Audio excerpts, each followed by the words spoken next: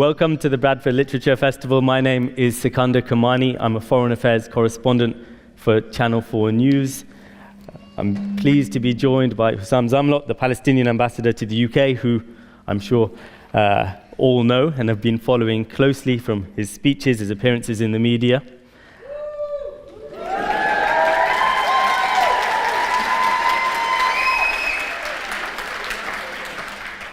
Sure, all of us here have been following closely the tragic and terrible events that are unfolding in the Middle East. Close to 40,000 people, the majority women and children, killed in Gaza, more than 1,000 people killed in Israel on October the 7th as well. We'll be discussing the ambassador's personal experiences of this conflict, as well as some of the origins of the conflict and the ways forward. I'll be taking questions from the audience towards the end of the talk, but first we'll kick off with some questions from myself. Ambassador, you were born in Gaza, I believe. Is that right? And you still have a lot of family who are there? Yes, I was born in Gaza. I was born in Rafah. The whole world now knows Rafah. I'm a very proud Rafahian. I was born in a refugee camp in Rafah called the Shabura refugee camp in the early 70s, without specifying the year, so people don't know how young I am. And I lived in Gaza all of my childhood and school time. And I only left Gaza when I went to the other side of the homeland, that is Ramallah and the West Bank, to do my undergraduate at the time, Bir Zayt University. So yes, I lived in Gaza, I was born in Gaza. What's been your family's experience of this conflict? What's been the impact on you and them? Immense, and not only on my family. You know when it's genocide is when it affects every family, when it is cross community, and that's what is happening in Gaza and in the West Bank, by the way. So every family in Gaza for the last 9 months have lost somebody. Every single family. And not just one or two. Every family has gone through the experience of displacement, forced displacement, not only once or twice or 3 times. Every family in Gaza, including mine, has gone through the imposed famine. Every family in Gaza is now going through the use of disease as a weapon of war and the lack of any sort of medical capacity. So my family is included, and it is apocalyptic. Really, that's the term. Have you of course, you know that Israel disputes the allegation of genocide, but I wonder if we stay on the personal impact. Have you lost members of your family? Oh, many, unfortunately, sadly. I've lost many members of my own family. And again, it's genocide because it's across the board, not only from my father's side, but from my mother's side, not only my side, but my wife's side. Remember the heartbreaking image of a girl dangling on the wall in Rafah by the name of Sidra. And that girl was the first cousin of my wife. So everybody in Gaza has been affected. So yes, indeed, and it's not just about lives. And by the way, this is very important. It's also about livelihoods. Israel is not only targeting people; it is targeting people's lives and ability to survive and to withstand. So I'll just quickly give you some statistics. Israel has, in only less than 9 months, destroyed 70% of Gaza's housing or houses, including my own family, many. 80% of Gaza's schools, 90% of Gaza's hospitals, and 100% of Gaza's universities. Because the health sector is about life and the education is about the future. So you know that they are targeting people's livelihood in a way to turn Gaza lifeless. So everybody is affected, and not only my side here, but my colleagues, my team at the mission here, at the Palestine mission. One of them has lost his entire family His entire family, as in the father, the siblings, the nieces and nephews in one Israeli airstrike. So you have to also deal with your colleagues, and you have to deal with many threats against them here because of our work. And at the same time, of course, you have to do your job of representing your people. So, of course, it's sad to have to deal with personal loss.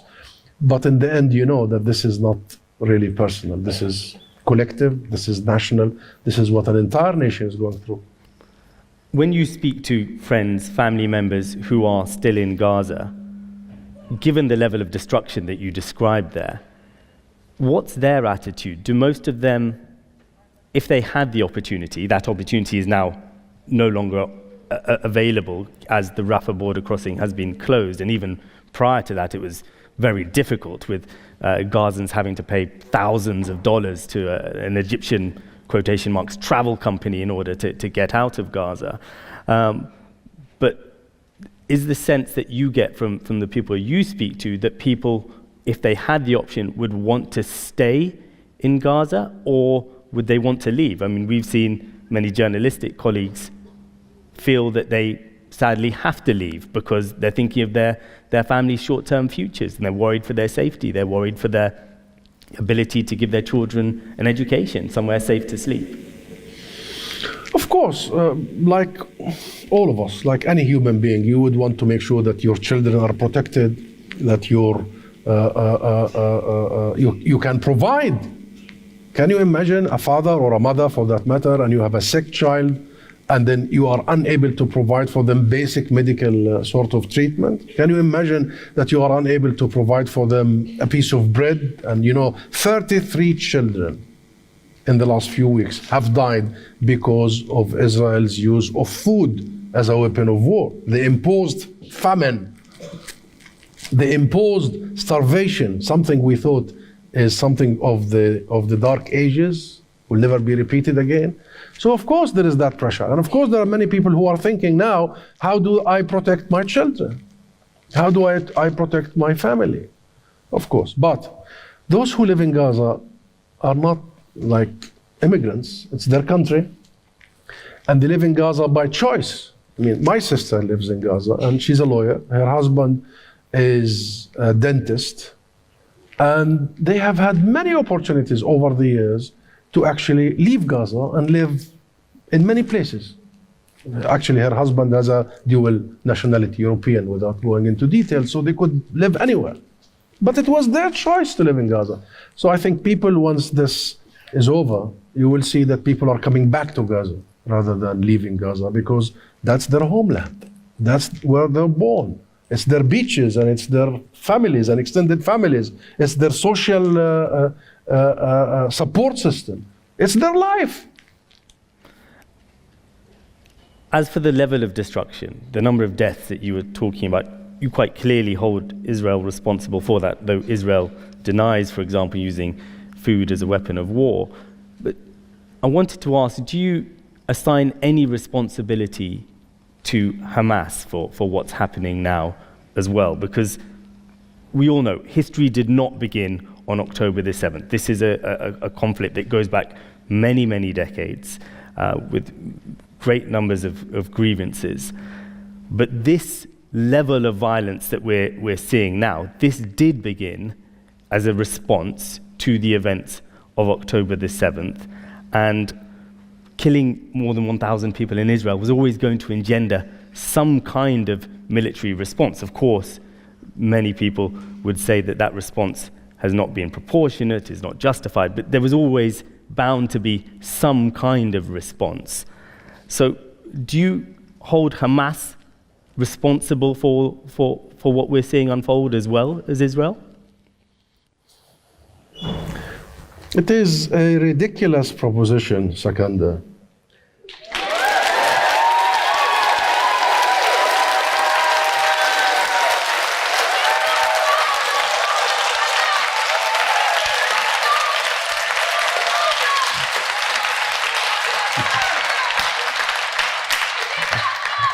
Let me finish the sentence. It is a ridiculous proposition to assume that Hamas or Fatah or any of the Palestinian groups are the cause of the conflict. They are only the product of the conflict, the outcome of the conflict.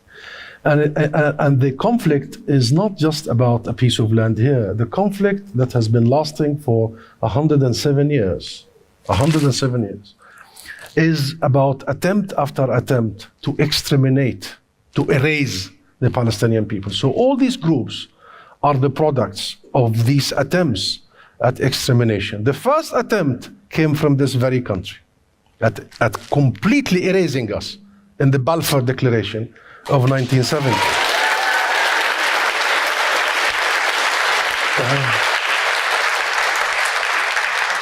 And that attempt failed because the Balfour Declaration, the colonial arrogance of Great Britain at the time, and that era has turned us, the native population that have lived there for millennia, the crossroad of civilizations, the hub between East and West, the birthplace of Christianity, have turned us into, and at the time, 1917, we used to be 98% of the population owning 96% of the land, turned us into non-Jewish minorities. But that failed, and soon after, the revolution of the Palestinian people and the understanding of Great Britain at the time that there were people and the people are willing to fight for the land, they had to change the Balfour Declaration to what was known later the White Paper. So the cancellation failed. Then in 1948, it was the Zionist militias, the interpretation of the Balfour Declaration, the Nakba, that attempted at erasing and exterminating the Palestinian people. Okay, they managed to mass expel, ethnically cleanse 2/3 of the Palestinian people, but they failed to exterminate us. We stayed on our land, growing and resisting and resilient. And 67, and the occupation of the rest of Palestine, the remaining part of Palestine, and the colonial expansion and the squeezing of our lives and our land in the West Bank, in Jerusalem, in Gaza, and everywhere, the besiegements and the walls and the murders and the abductions of our children and our all the way to 2023. So I'm saying all that to say Palestinian groups are the symptoms, not the cause, not the root. The root is the denial of Palestinian people of their rights, and so long as that denial continues, you will have resistance. As simple as that. But there is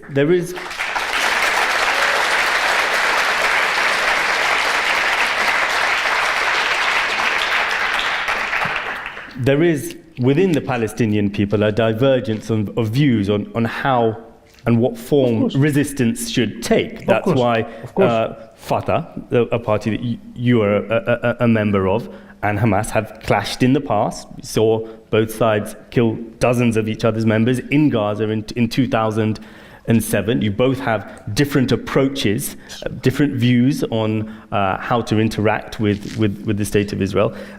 And so that's why I'm asking you this question of whether you see Hamas as currently now part of the problem, if not the root cause of the problem. I mean, we've seen, for example, Israeli right-wing politicians, far-right politicians, Bezalel Smotrich, describe Hamas as an asset because, in their view, Hamas helps legitimize the narrative that Israel has often been propagating, that the Palestinian cause is inherently violent, is uncompromising, and is one that's run by, in their words, terrorists. And that's why I ask you about your views. Okay, imagine a world, imagine a Palestine that Hamas doesn't exist. You think everything will be perfect?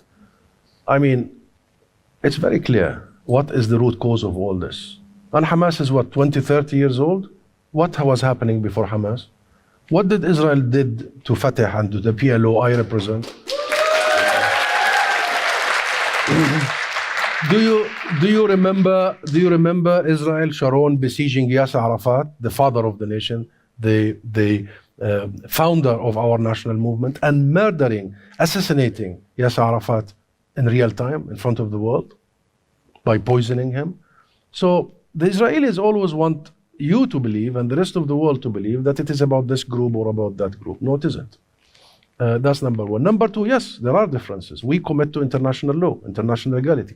That's why, to answer your question, what happened on the 7th of October and what has happened before the 7th of October and what has been happening since the 7th of October should be decided by the international legality, international judicial system. That's why we, the PLO, acceded to the ICC, to the international judicial system, signed, ratified the Rome Statute, and invited the ICC to investigate all war crimes committed in our occupied territory by all sides, since 2014. Remember, Israel in 2004, as if this is the first war. That's why the Western media likes to pick the 7th of October as if history began here. In 2014, Israel killed 1,464 Palestinian civilians. Civilians, innocent people. That's double the numbers of civilians killed. So there has been atrocities committed, and therefore it's the ICC that needs to come. It's an independent international entity that has to decide. But guess who blocks this? Who has been adamantly blocking the ICC and the international courts from investigating and from taking the mandate and responsibility to heart? It's the Israel completely blocking this, not cooperating, claiming that they are anti-Semites, using all this terminology, because Israel knows that it has something to hide, right? And second to Israel is the UK. Do you know last week the UK government sent an intervention to the ICC asking to stop immediately the issuing of arrest warrants against Netanyahu and Gallant. So nobody should talk to a Palestinian about what happened. We want the world to come and investigate what happened. And let international law decide about the criminality of it, the legitimacy of it, because international law is very clear. It's very clear. Number one, international law does not give an occupying power the right to self-defense. It doesn't. An occupying power has no right to self-defense. An occupying power does not have rights. An occupying power has responsibilities to protect the civilians under their occupation, to provide for the civilians, including health and education. That's international law for you. And international law does give people under oppression, under military occupation, under colonization, and apartheid the right to self-defense. That is international law. So let international law decide. Let international judges, let international judges decide. And I tell you now, we will accept in its entirety the ruling of the international judicial system, the ruling of the ICC and the ICJ. And I know from watching your previous interviews, you are not suggesting that deliberate killing of civilians is part of legitimate self-defense. You are saying that you would be happy for the ICC to investigate Hamas, Palestinian Islamic Jihad, those groups' involvement in it. The international law, universal values, some say it's Western values. That's nonsense. It's universal values. It comes from all over the world. That's why it was South Africa that took Israel to the International Court of Justice. Applaud South Africa.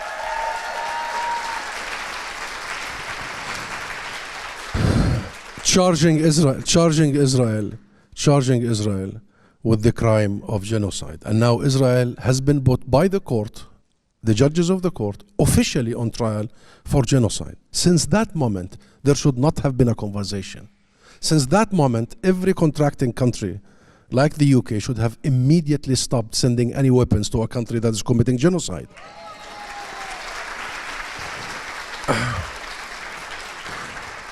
And second, we Palestinians, and our history is very well known. Of course, we believe, not only as Palestinians nationally, but as Muslims and Christians, we believe that targeting civilians is not part of any strategy of ours. But whose civilians that have been targeted? My grandparents that were literally at gunpoint removed from their homes, and somebody who came from Europe took over? Whose civilians have been targeted? Before the 7th of October, it was the deadliest year in the West Bank. We're not even talking about Gaza.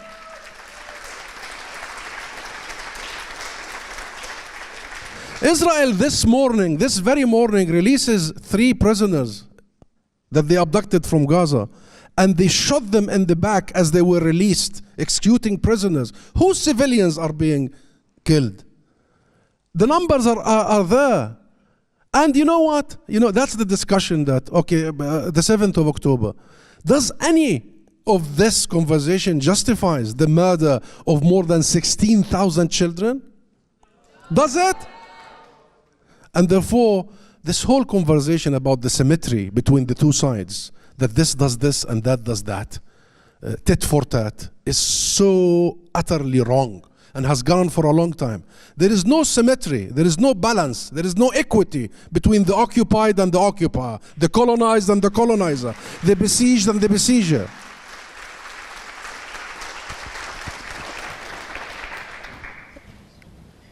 I want to ask, you talked about the British government's position. We now have a new British government. Do you think...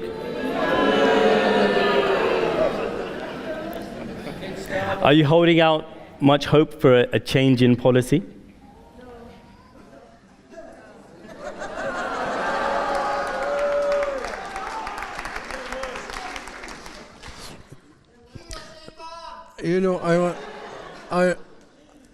First of all, Palestine is not and should never be a party or a partisan issue. The Palestine issue should be a UK issue, a British issue, because of the history and because Palestine is an issue of human rights. It's an issue of international law. It's an issue of inalienable rights of people. It's not up for a conversation. So this party supports that part of the Palestinian rights, the other doesn't. Our rights are very straightforward. So I don't think we should engage in a partisan conversation, by the way. And it's right across the board. There are similarities in terms of party promises. The difference is the Labour Party has a base that is the Labour movement, that includes the trade unions and what have you, that are much more internationalist in their orientation. And this gives us an opportunity to work with the base to make sure that the new government does fulfill the expectation of the British people, the expectation of their base, and does fulfill its own commitments and promises as per the election campaign and the manifesto they have committed to. And we are talking to them. We will engage them. I have met Sir Keir Starmer several times in the last few weeks and months, and his shadow, now Foreign Secretary David Lammy, and many others. And of course, we need to engage and continue engaging.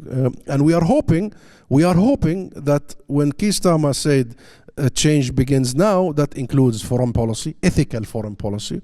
There will be a fulfillment of the Labour values for internationalism and the respect for international law, and we will work with them to fulfill those. Number one, an immediate and permanent ceasefire. We need to see that. We need to see a massive, unprecedented reconstruction and rebuilding and humanitarian aid. We need to see accountability for the war criminals. They must be behind bars. Those who killed all these thousands of children must be in prison. And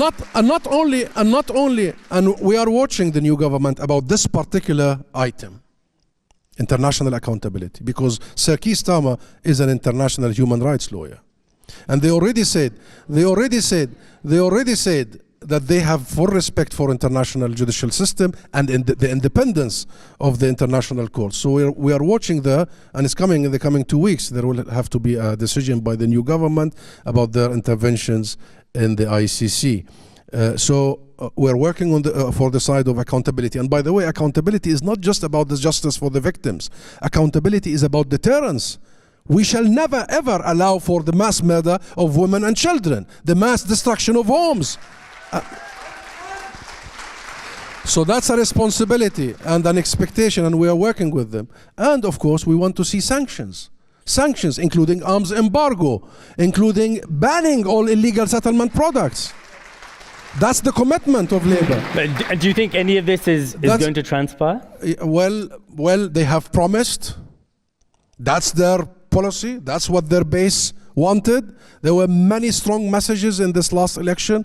There were many messages by the British people throughout the last 9 months. From the first week, 75% of the British public were with an immediate and permanent ceasefire. From the beginning, the vast majority of the British people were with imposing an arms embargo in Israel because it's a state that is committing genocide. From the beginning, the majority of the British people want to see an immediate recognition of the state of Palestine. So if this new government wants to represent its people, here you go. That's the way you represent your people.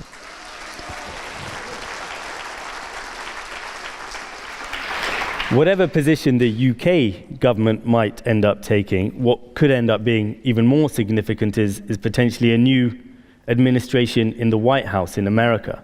How do you view the prospect of a second term for President Trump, or possible President Trump? You know, I was the ambassador in Washington when Trump was president first time. So I know a little bit about the man. Actually, did you have much to do with him? Well, he ended up kicking me out of the US. And now I go all over the UK saying I'm enjoying the UK so much, and I have one person to thank. That's Mr. Trump himself. Well, let's not get into the details, but he's transactional. He's a businessman. He thinks there is property and cash. So somebody takes the property and somebody takes the cash. In this situation, he thinks the Israelis take the property and we take some cash. And we told him, sorry, I mean, Palestine is not for sale.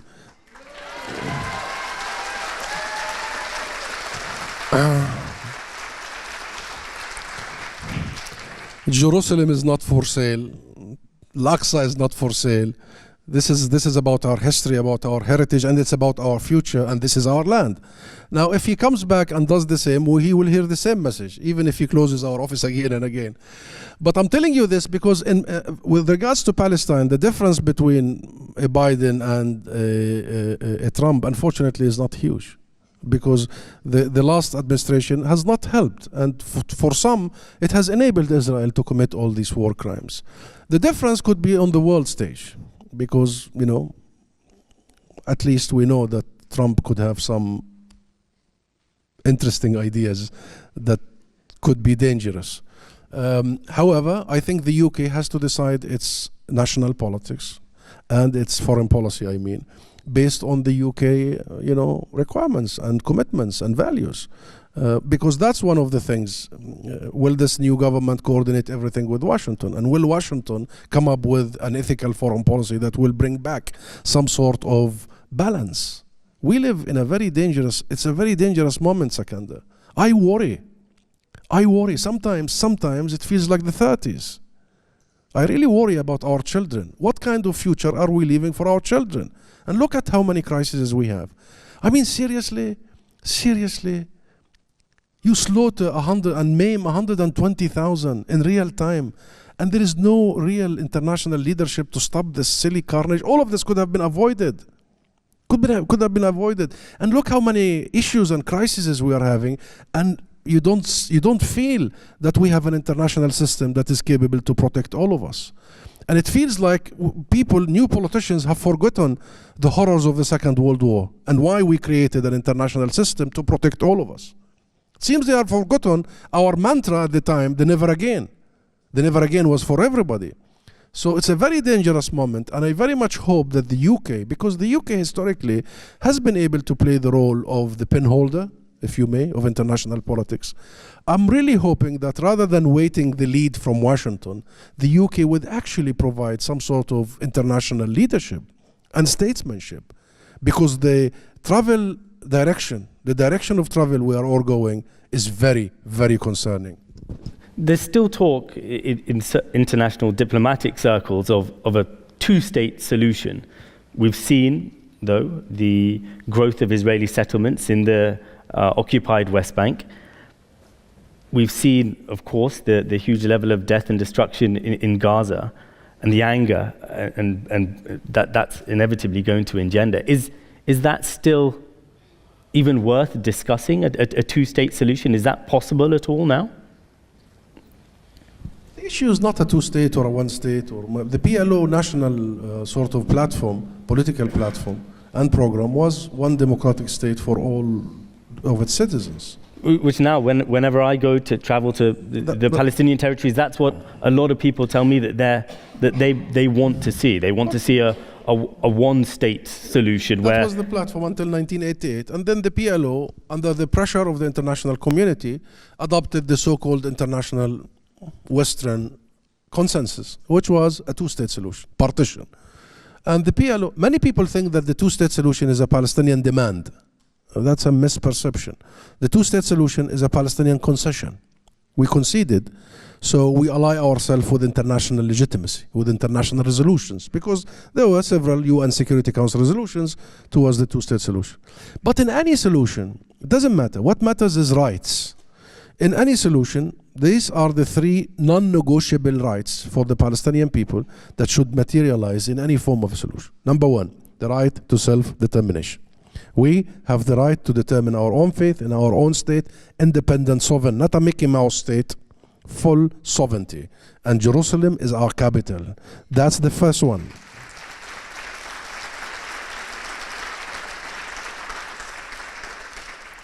Number two, the right of return.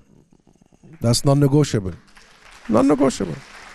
Because, there is the collective side of the right of return and there is the private side of the right of return. I mean, it's my father's property and it's a property right. That would entail huge demographic change to the land that's now Israel?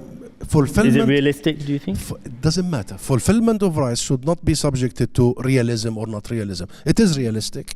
Most of the villages Israel destroyed and the homes they destroyed are empty. Most 520 villages and towns. So yes, it is practical, but it's about rights. So what we are going to design a peace process according to what Israel wants, not according to our rights, that's not going to happen. And that's why all previous peace processes failed because of that. And number three is equality. We should be treated equally wherever they are, wherever we are, be it a citizen of Israel, a citizen of anywhere, equal. So yes, a two-state solution is possible, a one-state solution is possible, and would guarantee the rights of everyone, all sides. The problem is Israel is not interested in any solution. They don't want a one or a two or anything. They want to finish off what they started in 1948. They want the whole land without its people, but they've gotten with the wrong people, really. We ain't going anywhere.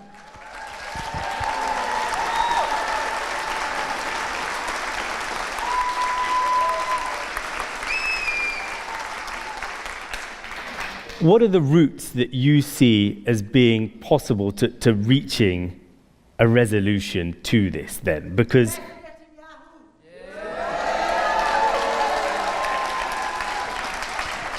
would that do it? I mean, the ICC is deciding whether or not to issue an arrest warrant. I mean, do you think issuing an arrest warrant for Netanyahu, who of course denies wrongdoing, but would that make a material difference to the conflict? Would that help reach a solution? Is it about Netanyahu?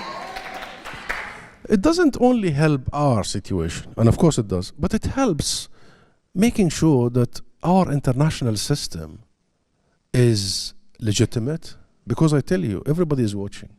Did you hear the prosecutor of the ICC when he said he was called by a leader of the West telling him the ICC was established for Africa and Russia? It doesn't apply on like-minded Western countries, including Israel, because Israel is considered to be a Western. That brings the end of our internationalism. And everything is at stake. The stakes could not be higher. So this isn't about Netanyahu only. This is about all of us. Do we mean that law is applied equally? Because if law is not applied equally, it's not law anymore. It's not law anymore.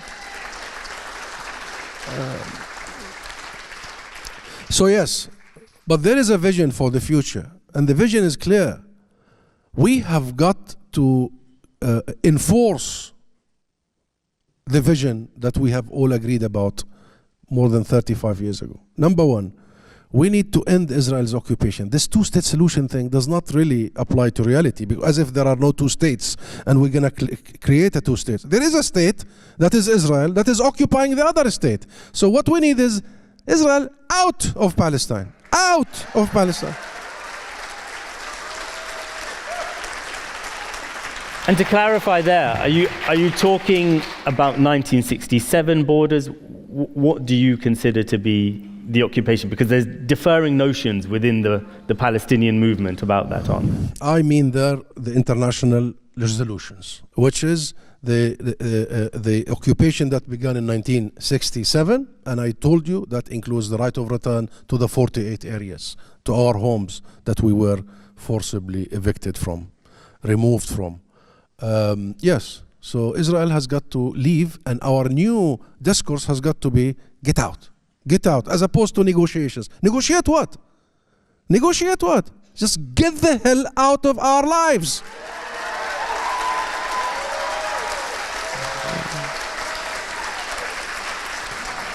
And that does not come through just another round of talks. With who? With genocidal Bibi Netanyahu? With genocidal Israel? You know, Israel has started with ethnic cleansing, has gone through apartheid and oppression, and ended up genocidal. So you think Israel is going to give in on its own? It doesn't work this way. What works is an international decision at the Security Council. Here it is. And a recognition of the state of Palestine as a full member of the US. That's why Israel is blocking this. I'm sorry, a full member of the UN. Did I say the US? No. We are not interested in becoming the 51st. Actually, it's not a bad idea. It's not a bad. I meant the UN. The United Nations, a full member. And you see that the US, they have used the veto power so many times against us. So we do not become a full member, because the essence of it is that Palestine as a state, as an entity in the international system, should not exist. We have to make it exist. And that's why recognition is very important.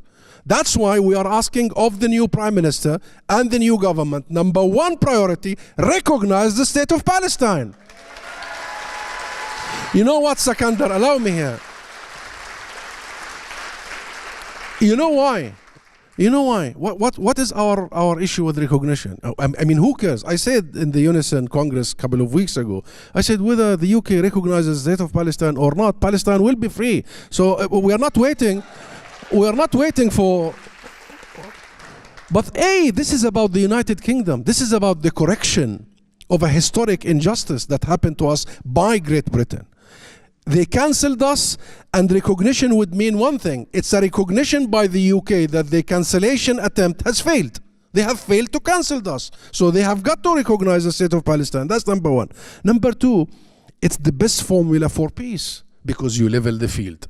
You no longer talk about Israel and the Palestinians. You know, every single statement from the Foreign Office or 10 Downing Street or the White House, Israel and the Palestinians. You know what that meant for the last 30 odd years? That Israel thought that everything is for grab, because there is Israel and there are the Palestinians who are individuals. We need to change this dynamic from Israel and the Palestinians to Israel and Palestine. So,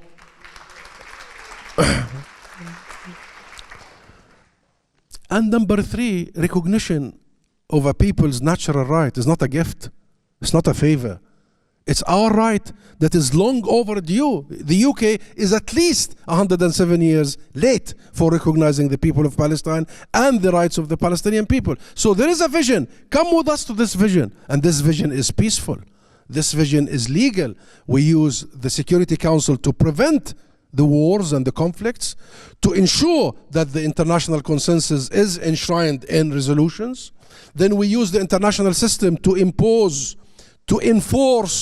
accountability, and we use the international system and international momentum to sanction illegality, so we get to where we want to go. Otherwise, wasting our time, weasel words, we will recognize the state of Palestine when it is right, as part of a peace process. What peace process? When is time right? So this is a moment when I think we are expecting clarity by the international community, starting by the new Prime Minister of the UK. Final question for me before I open it up to the audience. Do you think that you have the leadership within the Palestinian movement to press for those rights as you articulate them? Because whenever I travel around the occupied West Bank, prior to October the 7th as well, anger and disillusionment with President Abbas was very, very high. It seems to be growing, if anything. Do you have the leadership who can press for this? Let me explain this. The anger, which I understand, by the way, you cannot blame the Palestinian people. The anger is against the failed peace process, because the PLO has championed the peace process 30 years ago. It was Yasser Arafat who decided, okay, let's go for a historic compromise. Let's ally with international law. Let's ally with international resolutions. And he declared the state of Palestine in 1988 on the 1967 borders. So the very unpopular thing is the failed peace process, and as PLO and national institutions, are championing of a peace process that we thought would deliver statehood and would deliver rights. Number one. Number two, of course, like all other people and like all other countries, Palestine is always in need of reform, of democratic renewal, of course, and it's up to the Palestinian people through elections to decide on their leaders. But there is this Israeli and Israeli friends logic that has been lasting for decades. Oh, the problem is Palestinian leaders.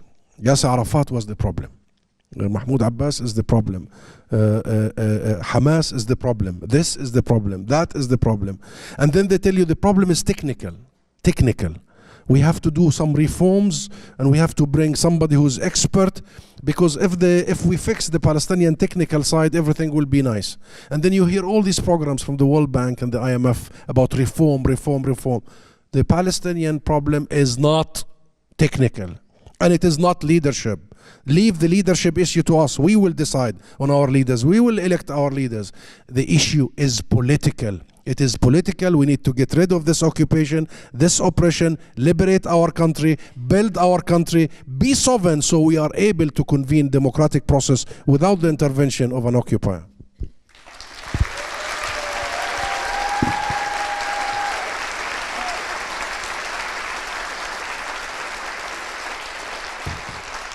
Thank you, Ambassador. I'm sure there's many questions in the audience. If we could start off with the gentleman in the white T-shirt in the second row here, and then we'll make our way further back. If I could ask to keep the questions brief so as many people as possible get the opportunity to Just interact. a brief reflection about the fact that Israel is a terrorist and genocidal regime, and we need to start conversations by addressing the core issue that this isn't complicated, this is a genocide, and we all are complicit in standing up against it. So I think that's how we need to start these conversations. I just want to ask Husam, how do Palestinians and how does the world continue to support this resistance? How do we support that? How can we be the best allies? I'll tell you what, we'll take a couple of questions, and then if the ambassador can combine the answers. This lady here in the front row, please. Thank you for that, Ambassador. I'm a psychologist, so my interest is very much in mental health. And there's a lot of conversations happening around the legal aspects of it and the reconstructions in terms of the physical aspect of Gaza and Palestine. But I'm just wondering, are there any initiatives around working towards the psychological trauma? And there's intergenerational trauma here as well. So I'm just interested to hear about what's happening around psychology. Thank you. One question here from the gentleman in the black T-shirt. If we can get a microphone to him. And then on the left of the center. Just there, yeah. Just there. I was going to ask if any genocide has been stopped without violent resistance. I think the question was if any genocide has been stopped without acts of violent resistance. Is that the framing? Do you want to take these three questions? That was one on how to support the Palestinian cause, one on efforts to deal with the psychological trauma suffered by people in Gaza, and third, a historical comparison, perhaps. About how to support the Palestinian cause, just continue doing what you've been doing.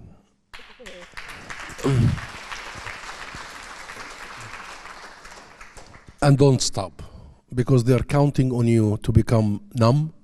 They're counting on you to normalize the scenes of murder and the scenes of destruction. they count on you to become fatigue. It's as simple as that. Tired. So keep the course. What happened recently, and by the way, started many years ago, but it's accumulating. What happened recently is historic in every sense. Yesterday, I did speak at another big national demo for Palestine. And people are still coming out in hundreds of thousands all over the UK, not just in London, by the way. I was in the beautiful coastal city of Bournemouth only recently, and you know, it's so the biggest demo for Palestine in that beautiful city, only to call for a ceasefire. So cities, towns, small villages all over the UK. Activism is important, and some people say, oh, what did that do? A lot. First, it sends a message to your government here. Second, it sends a message to our people in Gaza and all over Palestine that they're not alone. So it's important. And all the sort of activism, I mean, the student encampments is historic. Historic, it only happens once every few generations. Yes, give a hand to the students. The students.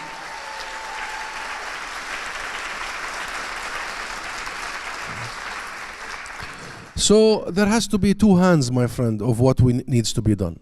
One hand that really help us build. This connects with the question about trauma, because there is collective trauma. There is collective trauma. And I'm really, really worried about our children particularly, very much so.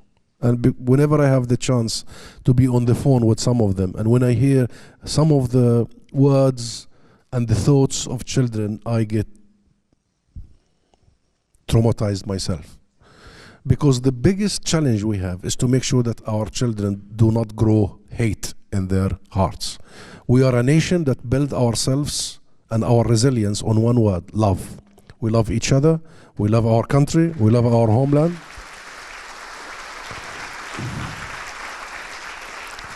And no matter what Israel did to our children, we need to make sure that they grow up to love their country more than they hate the others. And there is such a huge task for all of us to make sure that the way we were treated. Sakandar asked me where I was born. I was born in heaven, the best place on earth, a refugee camp, because you have the society to take care of you. You have, as if one mother is not enough. I had 20 mothers all around me. And that love that were given to us, they shielded us completely from what happened to them few years earlier, the Nakba. They completely shielded us. They invested in our education. They invested in who we are.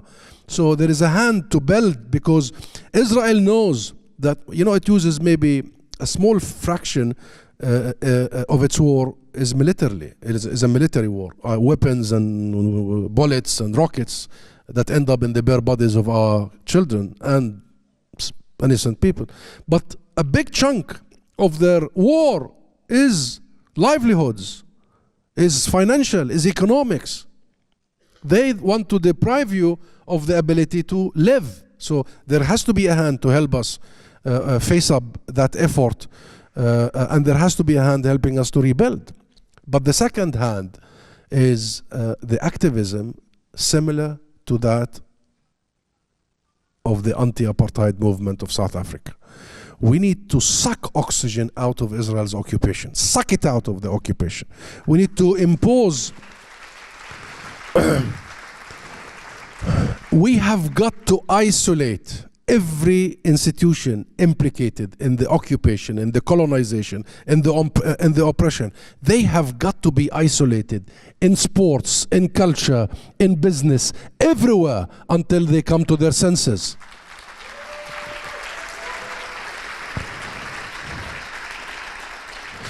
You think apartheid South Africa would have come to its senses alone? No, it was your parents and grandparents. It was the anti-apartheid movement. It was that global movement that has forced the apartheid regime to crumble, to collapse. And I believe that the moment for Palestine, like South Africa, has arrived. The people of the world, including in the UK, are going in that direction. So we've seen, Ambassador, a resumption of ceasefire negotiations, yes, the indirect ones, taking place in Cairo. Does it seem like there may be some progress now or not?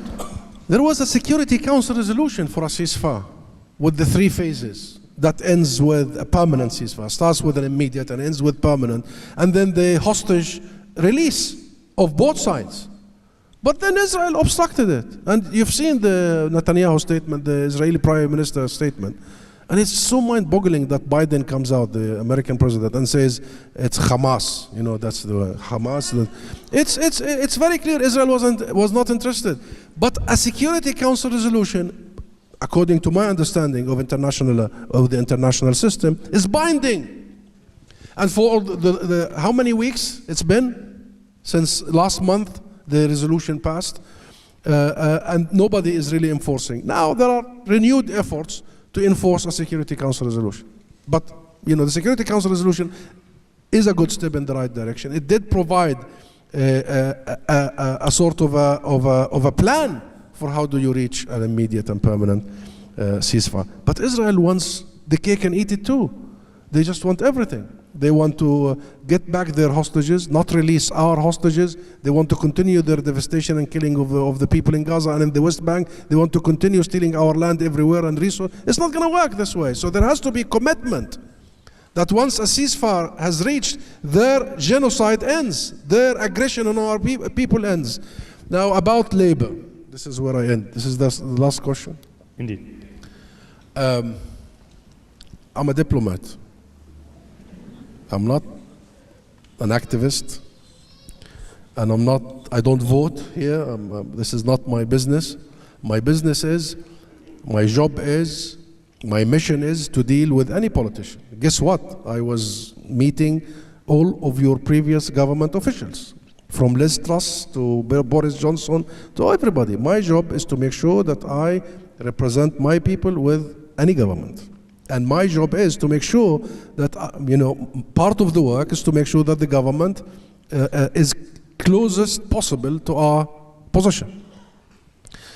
So will I deal with the Labour government? Hell yes, I will deal with the Labour government. And I will be meeting Keir Starmer whenever an opportunity will avail itself, or any of his shadow cabinet. However, I will also be working with the base of Labour to make sure that your politicians are on check, if that is a word I could use, that you really make them answerable to you. And by the way, the last 9 months have sent clear messages from day one about the British people and the British public opinion. And I have to admit to you that historically, Labour is at least seen to be internationalist, has the values of fairness, political and social, believe in universal values, believe in solidarity. So let's work with them to make sure that these values are implemented. And when they don't, we call them out. But we don't switch off, we engage.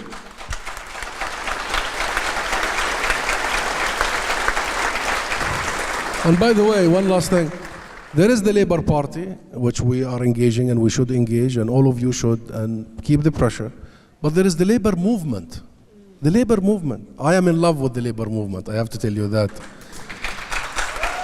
The Labour movement is really made of wide range of institutions and unions and not only trade unions, students and what have you. The Labour movement is there, and I believe it's our best part to make sure that the party listens to its base. So let's work to make sure that this government will do what is right, that this government will make history, that this government will end 107 years of a British contribution to a Palestinian agony, that this government will end up recognizing the state of Palestine, that this government will end up imposing an arms embargo, that this government will end up helping in the international accountability and not obstructing the course of justice at the ICC and the ICJ, and that this government will actually help us getting Israel out of Palestine.